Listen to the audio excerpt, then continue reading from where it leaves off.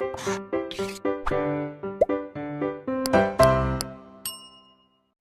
प्यारे बच्चों, मैं स्वागत करता हूं आपका ब्लूप्रिंट डिजिटल पर। मेरा नाम है वसीम चौहान और बेटा मैं हूं आपका विज्ञान का टीचर। क्लास 10 का साइंस में आपको पढ़ा रहा हूं। बेटा साइंस में हमने रसायन विज्ञान प्रारंभ किया था लास्ट क्लास में, और जो चैप्टर हम पढ़ रहे हैं रसायन विज्ञान का उसका नाम है अम्ल क्षारक एवं लवण। भाग 1 उसका मैं आपको करा चुका हूँ। भाग 1 में जो टॉपिक हमने पढ़े, हमने देखा कि अम्ल क्या होता है, फिर हमने पढ़ा कि क्षारक क्या होते हैं। आज मैं आपके लिए भाग 2 लेकर आया हूँ। इस भाग में बेटा हम फर्स्ट टॉपिक जो पढ़ेंगे वो इंडिकेटर मतलब सूचक क्या होता है, और लास्ट के जो अम्ल और क्षारक होते हैं उनके जो रासायनिक गुण हैं, उनकी जो केमिकल प्रॉपर्टीज हैं वो क्या होती हैं। बेटा हमें एक सूचक और पढ़ना है, उसको बोलते हैं हम सार्वभौमिक सूचक। ये मैं आपको नोट में लिखा रहा हूँ, ये काफी महत्वपूर्ण चीज है। सार्वभौमिक सूचक को इंग्लिश में कहा था यूनिवर्सल इंडिकेटर। अब एक ऐसा सूचक बनाया गया जिसमें बहुत सारे रसायनों को मिलाया गया, अलग अलग कलर को मिलाया गया, और ये सूचक ऐसा होगा जो मतलब आप समझो कि कोई चीज अब तक हमने पढ़ा है कि कोई यौगिक हमारा अम्ल है क्षारीय है, उसको बताने वाले हमारे पास कुछ सूचक थे। अब हमें कुछ ऐसा सूचक चाहिए था कि कोई बताए कि कोई चीज अम्लीय है तो कितनी अम्लीय है, कोई चीज क्षारीय है तो कितनी क्षारीय है, मतलब अम्ल और क्षार की तीव्रता को बताए, है ना। तो उसी के लिए एक सूचक तैयार किया गया बहुत सारे रसायन पदार्थों से, बहुत सारे केमिकल से, और उसमें अलग अलग तरह के कलर या रंगों को मिलाया गया। उस सूचक को नाम दिया गया बेटा क्या, यूनिवर्सल इंडिकेटर, या हिंदी में कहेंगे उसको सार्वभौमिक सूचक। तो ये है हमारा सार्वभौमिक सूचक, और इसमें बहुत सारे कलर होते हैं। और ये जो है इसी सूचक पर एक हमारा स्केल भी होता है जिसको बेटा क्या बोलते हैं, पीएच स्केल कहते हैं। पीएच स्केल हमें ये बताता है कि कोई चीज अम्लीय है तो कितना मतलब कितनी अम्लीय है। पीएच स्केल की कुछ हमारे बेटा कुछ मान होते हैं, कुछ वैल्यू होती है, और ये मान इसका कहां से कहां तक जाता है, 0 से लेके 14 तक जाता है, 14 तक जाता है। अब 0 से लेके 7 तक जो ये मान है ना, तो या पीएच का मान है, पीएच मान, तो वो चीज हमारी कैसी वो बताती है अम्ल को, है ना। 0 से लेकर 7 तक, 7 से पहले पहले। और अगर किसी की वैल्यू पूरी 7 है तो वो चीज हमारी बेटा क्या होगी, उदासीन होगी, मतलब ना वो अम्लीय है ना वो क्षारीय है। और 7 से लेके बेटा 14 तक, 14 तक वो हमें क्या इंडिकेट करती है कि वो चीज हमारी कैसी है, क्षारीय है। मेरी बात समझ रहे हो आप यहाँ तक। पीएच स्केल, और हम पढ़ रहे हैं दो चीज पढ़ रहे हैं एक साथ। हम एक पढ़ रहे हैं पीएच स्केल, और एक हम पढ़ रहे हैं सार्वभौमिक सूचक। पीएच स्केल हमें बताता है कि अम्ल जो है वो कितना तीव्र है, क्षार जो है वो कितना तीव्र है, और वो उसकी हर एक अम्ल की अपनी वैल्यू होती है, उस वैल्यू को मैं बोलता हूँ पीएच मान। तो पीएच मान से हमें पता लगता है कि हमारा अम्ल कोई कितना तीव्र है या क्षार कोई हमारा कितना तीव्र है। और कैसे बताता है, अगर उसकी वैल्यू 0 से लेकर 7 तक है तो चीज अम्ल होगी, और 7 से लेकर 14 तक है तो क्या होगा, वो क्षारीय होगा, और 7 है पूरी वैल्यू उसकी पीएच मान, पीएच स्केल पर, तो वो चीज हमारी बेटा उदासीन होती है। अब हमें सार्वभौमिक सूचक को इसके साथ पढ़ना है। तो सार्वभौमिक सूचक में बहुत सारे कलर होते हैं। अब इस सूचक पर सपोज करो अगर हमने क्या डाला, कोई एसिड डाला, और एसिड मतलब अम्ल, अम्ल डालने पर अगर इस सूचक सूचक सूचक का रंग जो है लाल हो गया है तो वो हमारा क्या होगा, एसिड होगा। ऑरेंज हुआ है तब भी क्या होगा, एसिड होगा। येलो हुआ है तब भी वो चीज क्या होगी, हमारी एसिड होगी। अगर रेड है तो समझ जाना कि वो हमारा तीव्र अम्ल है। ऑरेंज पे थोड़ा उसका जो अम्लीय गुण है कम हुआ है, और येलो पे और ज्यादा क्या हो गया है, कम हो गया है ना। और अगर वो मतलब कलर जो है सार्वभौमिक सूचक का किसी यौगिक के डालने पर वो ब्लू कलर का हो गया है तो समझ जाना वो बेस है, मतलब। और अगर वो आई का मतलब इंडिगो होता है, इंडिगो, इंडिगो भी बेस को शो करेगा, और ये जो वॉयलेट है ये भी क्या करेगा बेटा, हमारा बेस को शो करेगा। यानी आपको क्या ध्यान देना है कि ये बी से लेके वी तक मतलब विब, ये हमारा किसको शो कर रहे हैं, क्षार को शो कर रहे हैं ना, या क्षारीय जो यौगिक है उनको दिखा रहे हैं। और अगर मैं ये रॉय की बात करूंगा या जोड़ की बात करूंगा, रेड, ऑरेंज और येलो, तो ये चीज हमारा किसको दिखाएंगे बेटा, अम्ल को दिखाएंगे, ठीक है। तो आपको ये ध्यान देना है। दूसरी बात आपको क्या ध्यान इसमें रखनी है कि 7 से हम जितना दूर जाएंगे, 0 की तरफ जाओ या 14 की तरफ जाओ, तो हमारा अम्ल की और क्षार की जो प्रबलता है वो उतनी बढ़ती जाएगी। मतलब समझो कि आपको यहाँ वैल्यू कितनी है, 1 है, यहाँ वैल्यू 2 है, और यहाँ वैल्यू 3 है, और सपोज करो यहाँ वैल्यू 6 आ गई बेटा, तो एक का पीएच मान 6 आया है, एक का पीएच मान कितना आया, 1 आया है। तो कौन सा अम्ल हमारा प्रबल होगा, तो प्रबल कौन सा होगा, जिसकी वैल्यू हमारी क्या है, 1 आई है। इसी तरीके से एक हमारा क्षार ऐसा है जिसका पीएच मान बेटा कितना 13 आया है, और एक ऐसा है जिसका कितना 8 आया है।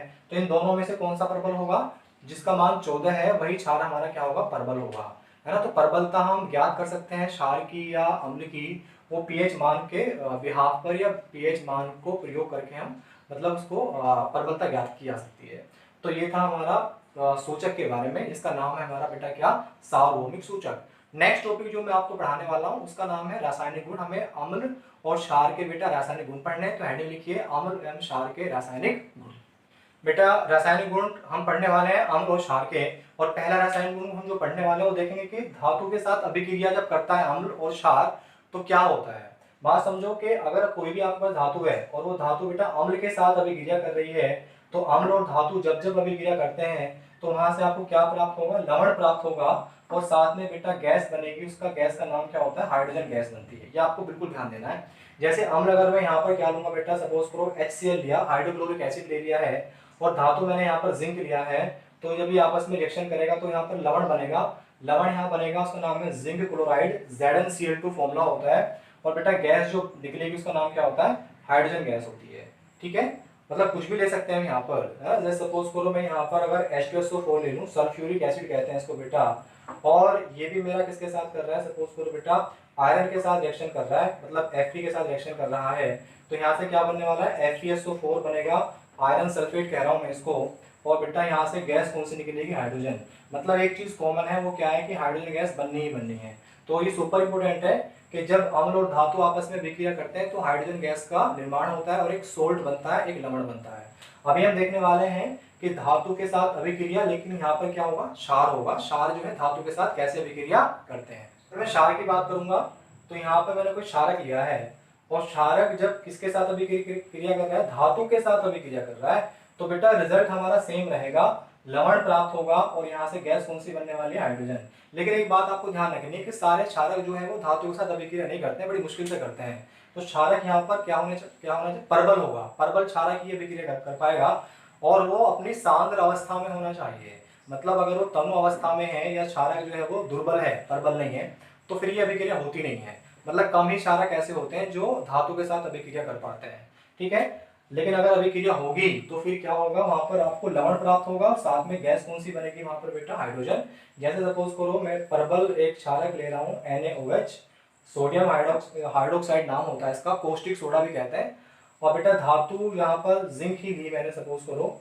अब यहाँ पर लवण प्राप्त होगा, और यहाँ पर जो गैस बनेगी उसका नाम क्या होगा बेटा, हाइड्रोजन होगा। लवण का नाम आपको ध्यान रखना है, उसका फॉर्मूला होता है Na2ZnO2, और बेटा ये है हमारा सोडियम जिंकेट। सोडियम जिंकेट, तो कभी कभी 1 मार्क में सोडियम जिंकेट का सूत्र पूछ लेगा आपसे, या सूत्र दे देगा आपसे। क्या पूछ लेगा बेटा, वो आपसे पूछेगा कि इसका नाम बताओ। तो बहुत सिंपल है, ये है सोडियम जिंकेट Na2ZnO2। इक्वेशन को बेटा बैलेंस कर लेना, ये हमारा संतुलित अवस्था है समीकरण की। ठीक है, तो हमने इस पहले रासायनिक गुण में अम्ल और क्षारक के जो हम पढ़ रहे हैं धातु के साथ, उसमें ये सीखा है कि हाइड्रोजन गैस ही बनेगी बेटा। अम्ल भी क्या देता है, हाइड्रोजन गैस देता है, और क्षारक भी देता है हाइड्रोजन गैस। अब ये हाइड्रोजन गैस है, तो हमें पता कैसे चलेगा ये हाइड्रोजन गैस है, मतलब हमें हाइड्रोजन गैस का परीक्षण करना है ना बेटा। आपको H2 का, हाइड्रोजन का परीक्षण करना है। बात समझो कि इन अभिक्रियाओं में जो हाइड्रोजन गैस बन रही थी, तो अगर उस हाइड्रोजन गैस को आप बेटा कहाँ ले जाओगे, एक बर्निंग कैंडल के पास ले जाओगे, या हिंदी में कहूंगा कि जलती हुई मोमबत्ती के पास ले जाओगे। ठीक है, जहां वो गैस बनी, उस गैस को अगर आप किसी भी तरीके से जलती हुई मोमबत्ती के पास ले जाओगे बेटा, तो वहां पर बेटा क्या होगा, आवाज आती है। और आवाज कैसी आती है, पॉप साउंड, इंग्लिश में कहते हैं पॉप साउंड, बल्कि हिंदी में उसको भी क्या कहा जाता है बेटा, साउंड को आपने 9th क्लास में पढ़ा, ध्वनि कहते हैं। तो पॉप ध्वनि आती है, पॉप का मतलब होता है फटफट की आवाज आती है ना। तो फटफट की जो आवाज आएगी वो पहचान जाना कि वो हाइड्रोजन गैस हमारा क्या हो रही है, जल रही है, बन हो रही है। तो यही बेटा इसका परीक्षण होता है, टेस्ट होता है हाइड्रोजन गैस का। तो ये बेटा हमने अभी एक गुण पढ़ा है कि धातु जो है वो किस तरीके से अभिक्रिया करती है अम्ल और क्षारक के साथ, या अम्ल कैसे अभिक्रिया करते हैं और क्षार कैसे अभिक्रिया करते हैं धातु के साथ। सेकंड गुण जो हम पढ़ने वाले हैं वो हम देखेंगे कि बेटा एक होता है सोडियम कार्बोनेट और एक होता है सोडियम बाइकार्बोनेट। तो ये क्या है, सोडियम हमारा धातु होता है ना। तो मतलब मैं बात कर रहा हूँ धातु कार्बोनेट की, और एक होता है धातु बाइकार्बोनेट। हमने भी धातु पढ़ा है ना। तो अभी मैं क्या देखने वाला हूँ कि ये वर्ड लिख रहा हूँ, उसको ध्यान से सुनना है। धातु कार्बोनेट, धातु कार्बोनेट एवं धातु बाइकार्बोनेट, धातु बाई कार्बोनेट के साथ अभिक्रिया, के साथ अभिक्रिया, मतलब ये दूसरा रासायनिक गुण पढ़ रहे हैं। और धातु कार्बोनेट का मतलब समझो, देखो ये कार्बोनेट वर्ड है, कार्बोनेट को बेटा मैं बोलता हूँ CO3, ठीक है, और यहाँ पर धातु कोई भी आ जाएगी, ठीक है। इसी तरीके से यहाँ पर आया धातु बाई कार्बोनेट, तो धातु तो धातु रहेगा, लेकिन बाई का मतलब बेटा हाइड्रोजन होता है। बाई का मतलब क्या होता है? हाइड्रोजन। और कार्बोनेट का मतलब क्या हो जाएगा? ये SCO3। तो अगर इनको मैं संयोजकता के रूप में लिखूंगा, वैलेंसी के रूप में लिखूंगा, तो CO3 2 नेगेटिव, इसकी वैलेंसी कितनी होती है? 2 नेगेटिव, मतलब 2 होती है नेगेटिव में। और SCO3 की पूरे की क्या हो जाएगी बेटा? बस एक ही नेगेटिव रहेगा, ठीक है। तो कोई पूछे कार्बोनेट क्या होता है, बता देना CO3 2 नेगेटिव। और ये 2 नेगेटिव क्या शो करता है? संयोजकता को शो करता है, दिखाता है, या वैलेंसी कहते हैं इंग्लिश में। और बाई कार्बोनेट का मतलब क्या होता है? HCO3 नेगेटिव, ठीक है बेटा। तो ये हमने देखा है कि कार्बोनेट और बाई कार्बोनेट का मतलब क्या होता है। अभी हम देखने वाले हैं कि अम्ल के साथ क्या अभिक्रिया होगी और क्षारक के साथ क्या अभिक्रिया होगी। तो पहले देखते हैं अम्ल के साथ। बेटा आपके पास साथ अगर कोई भी अम्ल है, आपके पास कोई अम्ल है और वो अम्ल हमारा किसी भी धातु कार्बोनेट के साथ अभिक्रिया कर रहा है, ठीक है, किसी भी धातु कार्बोनेट के साथ बेटा अभिक्रिया कर रहा है, तो वहां से आपको क्या प्राप्त होगा? एक बेटा वहां से आपको प्राप्त होगा लवण, और साथ में आपको सुपर इंपोर्टेंट चीज जो ध्यान देनी है वो ये है कि यहाँ से आपको गैस प्राप्त होगी, उसका नाम होगा कार्बन डाइऑक्साइड गैस। ये बेटा सुपर इंपोर्टेंट है, प्लीज आपको इस पर ध्यान देना है, ठीक है। तो दो चीजें होंगी, जैसे पहले वाले में हमें वहां प्राप्त हो रही थी हाइड्रोजन गैस, लेकिन यहाँ पर आपको क्या प्राप्त होने वाला है? Carbon dioxide gas. इसी तरीके से अगर मैं अम्ल की अभिक्रिया बेटा धातु कार्बोनेट के साथ ना करा के धातु बाई कार्बोनेट मतलब हाइड्रोजन कार्बोनेट, ठीक है, इसके साथ अभिक्रिया कराऊंगा, तो वहां से क्या प्राप्त होगा? धातु बाई कार्बोनेट के साथ भी बेटा सेम हमें मुझे प्राप्त होगा, लवण प्राप्त होगा, और साथ में क्या प्राप्त होने वाला है बेटा? कार्बन डाइऑक्साइड गैस मुझे मिलने वाली है। अब मैं इसके एक दो उदाहरण आपको बता रहा हूं, आपको बिल्कुल ध्यान से सुनते जाना है, ठीक है। देखो ध्यान सुनो। जैसे बेटा अम्ल मेरे पास सपोज करो HCl ही है, और धातु कार्बोनेट मेरे पास बेटा क्या है? Na2CO3, ठीक है। आपको एक बात और ध्यान देनी है कि जब जब ये रिएक्शन होगी लवण और CO2 के साथ आपको यहाँ कुछ मात्रा में जल भी मिलने वाला है, कुछ मात्रा में क्या मिलने वाला है? जल भी मिलने वाला है।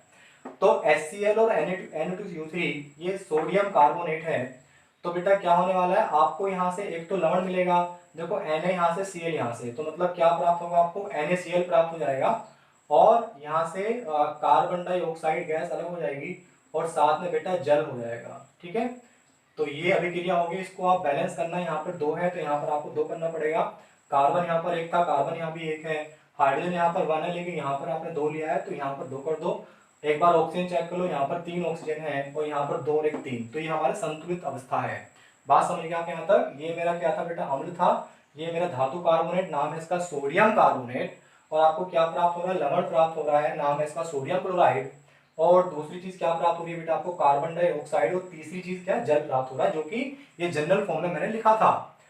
अब सेकंड जो मैं इसका उदाहरण बता रहा हूं, अगर यहाँ पे आपने HCl ही लिया, हाइड्रोक्लोरिक एसिड ही लिया, और यहाँ धातु बाई कार्बोनेट लिया है, यानी NaHCO3, ये है सोडियम बाई कार्बोनेट। क्या बेटा? ये सोडियम बाई कार्बोनेट, ये था सोडियम कार्बोनेट, या इसका दूसरा नाम हो जाएगा सोडियम हाइड्रोजन कार्बोनेट। तो जब ये रिएक्शन करेगा तो रिजल्ट आपको सेम ही मिलने वाला है, मतलब यहाँ से NaCl ही मिलेगा आपको, और दूसरा यहाँ से कार्बन डाइऑक्साइड गैस ही मिलने वाली है, और साथ में जल मिलने वाला है। फर्क इतना है कि इसको हमने बैलेंस किया था, ये इक्वेशन अपने आप में बेटा क्या है? बैलेंस है।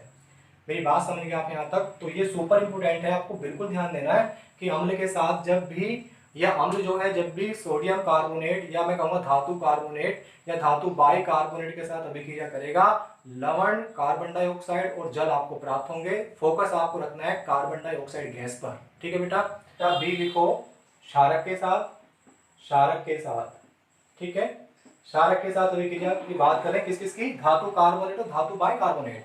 तो बेटा बस आपको ये ध्यान देना है कि यहाँ पर कोई अभिक्रिया नहीं होती है, मतलब आपको ज्यादा दिक्कत नहीं आएगी, आपको कुछ याद नहीं करना है यहाँ पर। मतलब अम्ल के साथ जो मैंने अभिक्रिया बताई थी वही आपको याद रखनी है बस। क्षारक जो है वो सोडियम कार्बोनेट या कहूँगा धातु कार्बोनेट और धातु बाई कार्बोनेट के साथ अभिक्रिया नहीं करता है।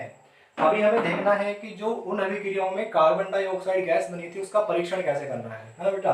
तो आपको लिखना है कार्बन डाइऑक्साइड गैस का परीक्षण, यानी कि हम टेस्ट करने जा रहे हैं, ये चेक करने जा रहे हैं कि जो गैस बनी है वो कार्बन डाइऑक्साइड गैस ही है। एक तो सिंपल परीक्षण इसका यह होता है कि जलती हुई मोमबत्ती को ले जाओगे तो बुझ जाएगी, क्योंकि जो कार्बन डाइऑक्साइड गैस है वो आग को बुझा देती है। लेकिन होता क्या है, कुछ गैस और भी है ऐसी जो मतलब जलती हुई मोमबत्ती को बुझा देती है, आग को बुझा देती है, ठीक है भैया। कुछ और भी ऐसे कंपाउंड होते हैं, यौगिक होते हैं, तो ये एक तरह से सही टेस्ट नहीं माना जाता है। तो कार्बन डाइऑक्साइड का परीक्षण अगर आपको करना है तो बेटा उसके लिए आपको क्या चाहिए, आपको चाहिए चूने का पानी। ये आपको ध्यान देना प्लीज, ये आपको क्या चाहिए बेटा, चूने का पानी चाहिए। और चूने के पानी का मतलब होता है कैल्शियम हाइड्रोक्साइड, ये आपको चाहिए कैल्शियम हाइड्रोक्साइड, ठीक है। अब चूने के पानी से, जो कि इसका कुछ अभी कलर नहीं होता है ना, चूने के पानी से जैसे आप कार्बन डाइऑक्साइड गैस को पास कराओगे, गुजारोगे वहां से गैस को, तो बेटा वहां से क्या होगा, आप बिल्कुल ध्यान देना, वहां से एक कंपाउंड मिलेगा आपको, उसका नाम होता है कैल्शियम कार्बोनेट, और साथ में जल प्राप्त हो जाएगा। मेरी बात समझ लो यहाँ तक बेटा। होगा क्या कि जैसे आपने चूने का पानी लिया और वहां से कार्बन डाइऑक्साइड को गुजारा, तो वहां से ये जो कैल्शियम कार्बोनेट है ये खड़िया होती है, जो चौक पाउडर हम यूज करते हैं, चौक जो स्कूलों में यूज की जाती है बोर्ड पे लिखने के लिए, वही एक तरह से कैल्शियम कार्बोनेट होती है। तो कुछ तो घुल जाती है ना, कुछ तो घुल जाएगी पानी में, जो वाटर बना है, जल बना है, और उसके घुलने से क्या होगा, ये चूने का पानी था, इसका रंग बेटा कैसा हो जाएगा, दूधिया हो जाता है, ठीक है। तो जैसे ही दूधिया रंग हो जाएगा तो समझ जाना गैस कौन सी थी, हमारी कार्बन डाइऑक्साइड गैस थी। और दूधिया रंग तो मतलब कुछ कण उसके घुल गए थे जल में, इसलिए रंग दूधिया हो गया है, ठीक है। और दूसरा ये सॉलिड चीज बनती है जो नीचे बैठ जाती है। तो मैं ये समझाना चाह रहा हूँ कि जब जब चूने के पानी से हमें कार्बन डाइऑक्साइड गैस को गुजारेंगे, हम पास कराएंगे वहां से, तो क्या प्राप्त होगा, एक तो चूने का पानी का रंग जो है दूधिया हो जाएगा, है ना, वो मिल्की मिल्की हो जाएगा। और दूसरा आपको ये प्रेसिपिटेट बनेगा जो नीचे बैठ जाएगा, ठीक है। लेकिन एक बात दूसरी ओर आपको ध्यान देनी है, अगर आप बहुत समय तक जो है लगातार लगातार यहाँ से बेटा क्या कराते रहोगे, कार्बन डाइऑक्साइड गैस को आप पास कराते रहो, है ना, जो ये जैसे आपको कुछ टाइम बाद तो आपको वहां से ये मिल गया था कैल्शियम कार्बोनेट, और वहां पर क्या प्राप्त हुआ, आपको जल भी प्राप्त हुआ है, लेकिन आप अभी भी मतलब वहां से कार्बन डाइऑक्साइड गैस को गुजार रहे हो बहुत लंबे टाइम तक। तो अगर आप प्रवाहित कराते रहोगे इस गैस को, तो अल्टीमेटली क्या होगा, एक तो ये होगा कि जो दूधिया रंग था, जो दूधिया रंग आपको प्राप्त हुआ था, तो दूधिया रंग बेटा खत्म हो जाएगा, नष्ट हो जाएगा, क्योंकि एक उत्पाद बनेगा नया, और उस उत्पाद को बोलते हैं कैल्शियम बाई कार्बोनेट, CaHCO3, और बेटा इसका उल्टवाइस आ जाएगा। मेरी बात समझ रहे हो यहाँ तक। तो क्वेश्चन यहाँ से ऐसा आ सकता है कि जब चूने के पानी से हम कार्बन डाइऑक्साइड गैस को प्रवाहित करते हैं तो उसका रंग दूधिया हो जाता है, लेकिन बहुत लंबे समय तक अगर उस गैस को प्रवाहित करते रहें तो दूधिया रंग खत्म हो जाता है, क्यों, और जो उत्पाद बनता है उसका नाम बताओ। तो ये है उसका कि ये चूने के पानी का रंग दूधिया हो गया था क्योंकि कैल्शियम कार्बोनेट बनता है। और अगर बहुत लंबे समय तक आप फिर दोबारा से कार्बन डाइऑक्साइड गैस को प्रवाहित कर रहे हो तो यहाँ से बेटा क्या बनता है, एक उत्पाद बनेगा, नाम होता है इसका कैल्शियम बाई कार्बोनेट, या कहूंगा कैल्शियम हाइड्रोजन कार्बोनेट। और इसी की वजह से क्या हो जाता है, दूधिया रंग हमारा बेटा समाप्त हो जाता है, वो फिर दोबारा से रंगहीन हो जाता है, कलरलेस हो जाता है। तो ये सुपर इंपोर्टेंट बात थी बेटा, आपको दोनों समीकरण याद रखनी है। तो ये हमने पढ़ा था अभी मतलब इसका कार्बन डाइऑक्साइड गैस का परीक्षण कैसे करते हैं। अभी हमें पढ़ना है बेटा क्या, हमें नेक्स्ट पढ़ना है केमिकल प्रॉपर्टी, या जो रासायनिक गुण पढ़ रहे हैं हम। अब आपके माइंड में एक बात आएगी कि अगर मैं क्या करूं, तीसरा मतलब है केमिकल गुण पढ़ना है, केमिकल प्रॉपर्टीज पढ़नी है, इसको हिंदी में कहते हैं रासायनिक गुण, कि अगर अम्ल की, जो हम अम्ल पढ़े हैं, और क्षारक की आपस में अभिक्रिया करा दे तो क्या होगा। तो बेटा जब जब अम्ल और क्षारक की आपस में अभिक्रिया कराई जाती है तो यहाँ से आपको लवण प्राप्त होंगे, और साथ में बेटा क्या होगा, जल प्राप्त होगा। और इस पूरी अभिक्रिया को बेटा, इस पूरी अभिक्रिया को एक नाम दिया जाता है उदासीनीकरण अभिक्रिया। आपको ये ध्यान देना है, बहुत सिंपल सी चीज है और इंपोर्टेंट है काफी, जितनी आसान है उतनी बेटा ये महत्वपूर्ण भी है। एग्जाम में यहाँ से क्वेश्चन आता है कि उदासीनीकरण अभिक्रिया क्या होती है, कि जब अम्ल जो है और क्षारक आपस में मिल जाते हैं, अभिक्रिया करते हैं, लवण और जल की प्राप्ति होती है, इस अभिक्रिया को हम क्या बोलते हैं, उदासीनीकरण अभिक्रिया, इंग्लिश में कहते हैं न्यूट्रलाइजेशन रिएक्शन।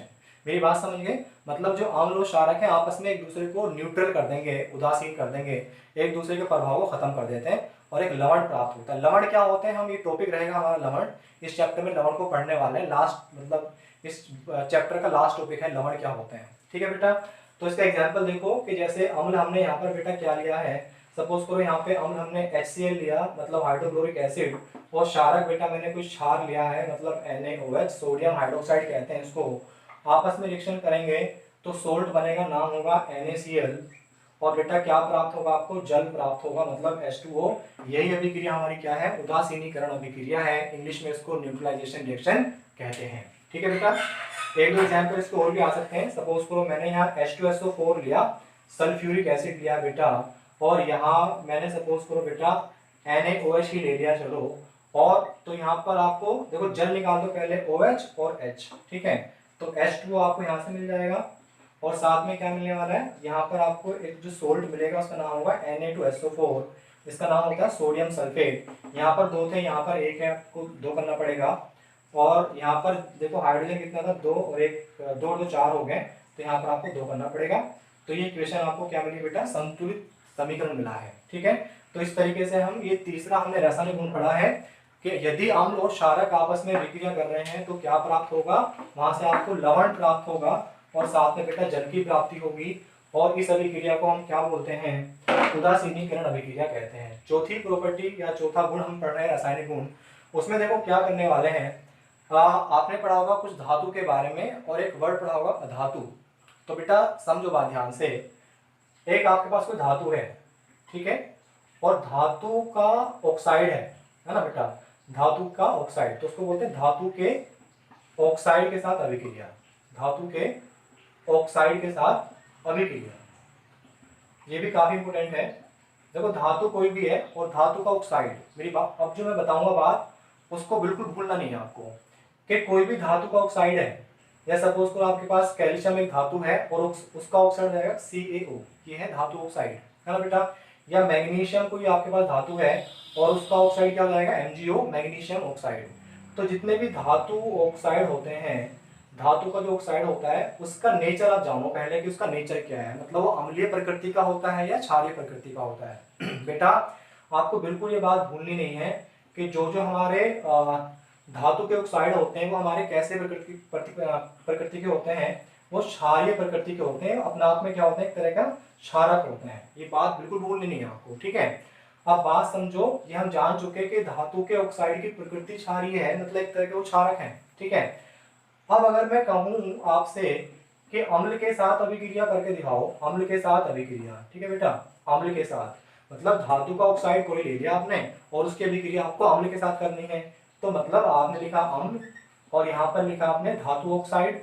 अभी मैं आपसे बता रहा था कि धातु ऑक्साइड जो है अपने आप में कैसे होते हैं बेटा, क्षारक होते हैं, क्षारीय नेचर के होते हैं। तो इसका मतलब ये क्या हो गया है, क्षारक बन गया है, और ये क्या है, अम्ल है। अभी हमने पढ़ा कि जब जब अम्ल और क्षारक आपस में अभिक्रिया करते हैं तो वहां से क्या प्राप्त होता है बेटा, लवण प्राप्त होता है, और साथ में क्या होता है, जल प्राप्त होता है। मतलब ये कौन सी अभिक्रिया बन गई है, ये अभिक्रिया बन गई है उदासीनीकरण अभिक्रिया, इंग्लिश में कहेंगे इसको भी न्यूट्रलाइजेशन रिएक्शन।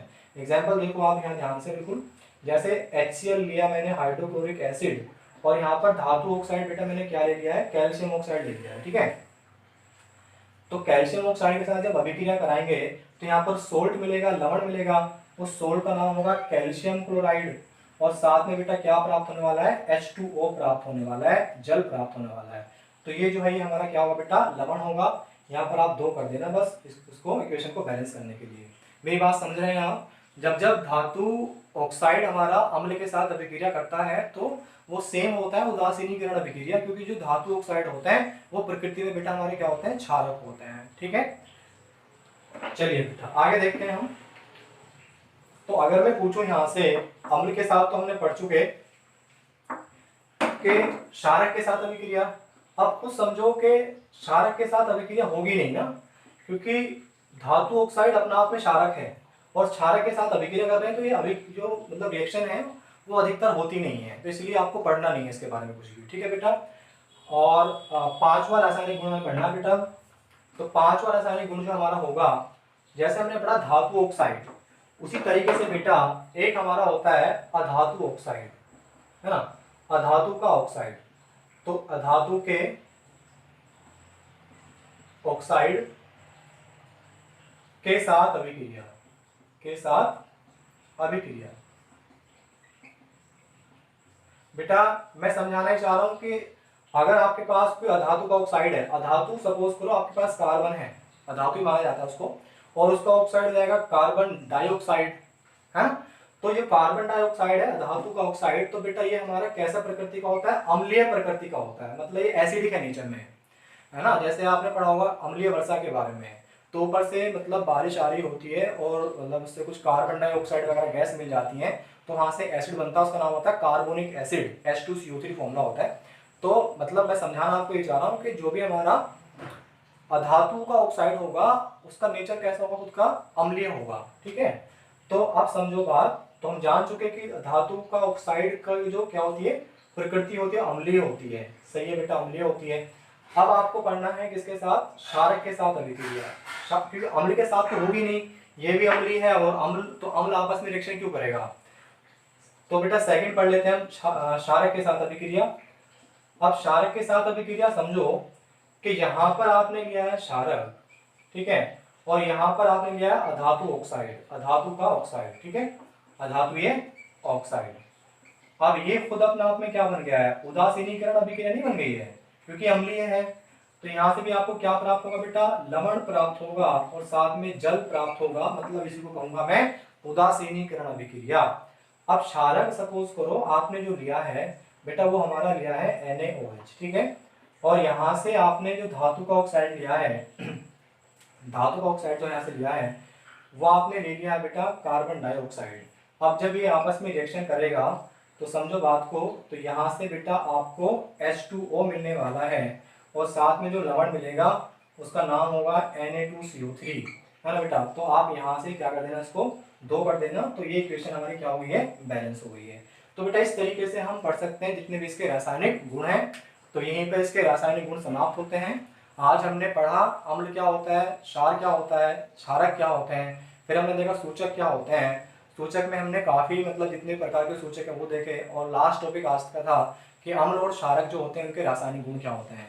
बेटा ये भाग 1 था। नेक्स्ट टॉपिक में हम कुछ लवणों के बारे में पढ़ने वाले हैं। तो बेटा बिल्कुल आप फोकस के साथ प्लीज पढ़ते रहें, क्योंकि ये जो साल है, ये टाइम है, इसमें पता नहीं है कि कब आपके स्कूल खुलने वाले हैं।